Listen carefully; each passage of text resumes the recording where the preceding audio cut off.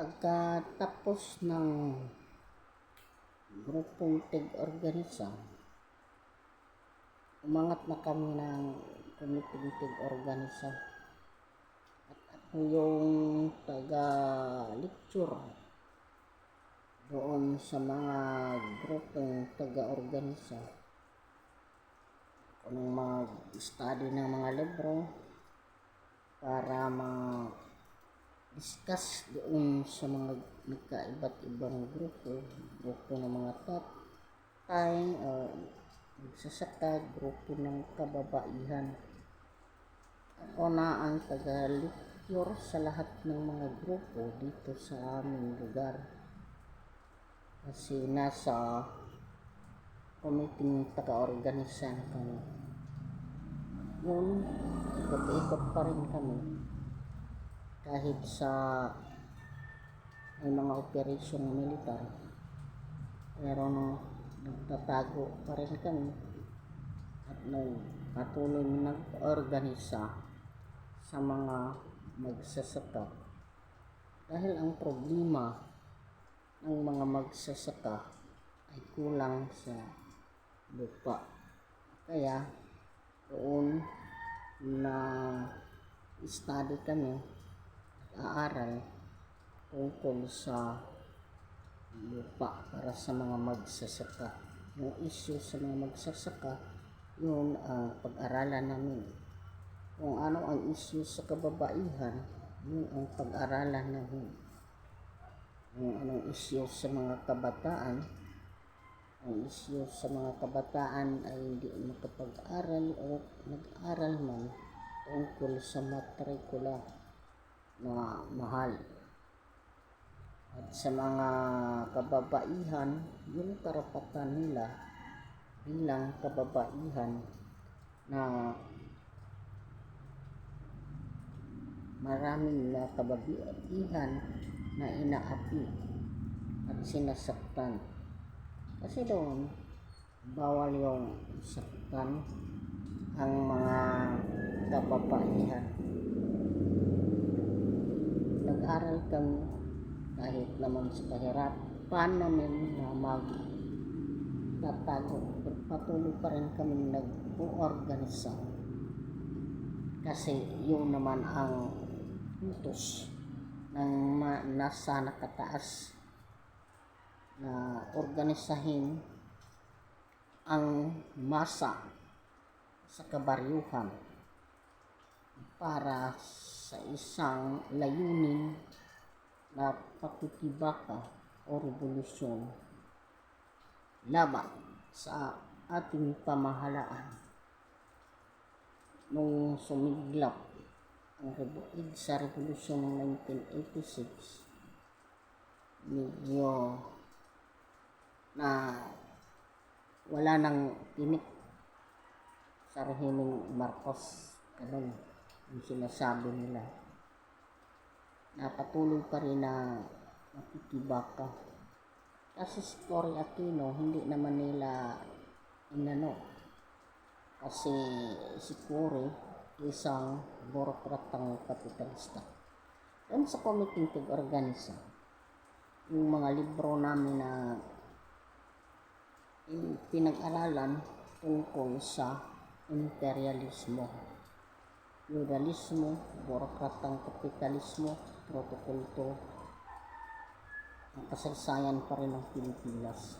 Yun ang aralan namin at i-discuss doon sa mga organisasyon kung ano ang imperialismo, ano ang papel ng feudalismo at ang burokratang kapitalismo.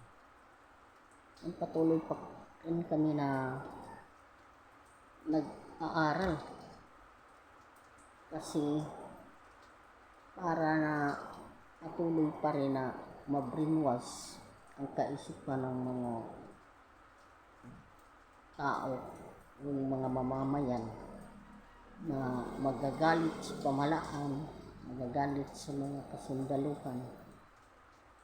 Yun palagi na nag-study, palaging kinukumpunta mga kasamahan namin sa organisasyon kung ano na ang kalagayan nila, patuloy pa ba sila sa nasimula nila na pakikibaka para sa demokrasya, kalayaan ng mamamayan at baguhin ang sistema ng gobyerno.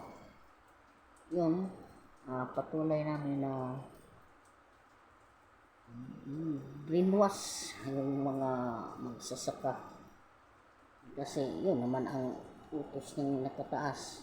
Siyempre ang nasa baba, mga organizer, mga barrio activists, sinusunod namin kung ano man ang kanilang mga kautusan. Pag yung mga iba, yung mga kapatid ko, sumama sila sa unit militia, conduct sila ng mga harassment sa mga kampo, sa mga detachment. Ang kahirapan daw, ang revolusyon, ang solusyon ng kahirapan. So, tama ba yun? Pero hindi naman siguro. Pero ang mga kaisipan namin noon, brainwash ng masyado. Dahil nasa aming kaisipan, puso, ang galit sa pamahalaan. Kasi noon, mga panahon na iyon, kunti lang ang nakapag-aral ng high school o college. Dahil sa kahirapan, walang masyadong kabuhayan. Ano lang, niyog lang ang kabuhayan namin. Buwan lang maka-harvest. Kaya ganon ang mga tao, ang mga magsasaka na brainwash sa mga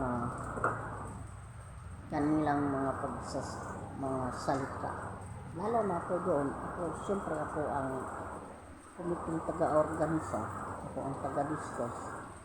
Mas lalo akong na-brainwash sa kaisipan ko sa ideolohiya ng komunista na akala ko ay yun na ang solusyon ng revolusyon. Patuloy pa rin kami na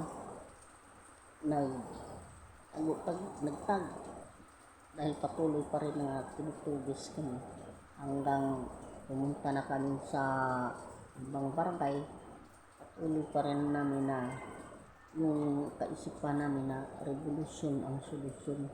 Ang mga kasamahan namin sa organisasyon ay nakawatak-watak na kasi di na kami makapag-study dahil sa malakas na operasyon at nagtago na lang kami hanggang sa nakarating kami doon sa gubat, sa malaking gubat. Doon kami nagtatago kasi wala pa rin kapayapaan, takot at hindi masyadong makatulog dahil baka may mga sundalo o mga pwersa masa na mag-raid sa bahay namin. Pero yun ang mga takot. Pero dahil brainwash kami, dahil kahit takot ang nasa isip namin, baka mahuli kami ng mga kasundaluhan, nasa galit pa rin ang aming nasa isip. Pero pinapatuloy pa rin namin hanggang dumating kami doon sa malaking gubat na nasakupan ng Inupakan Liti.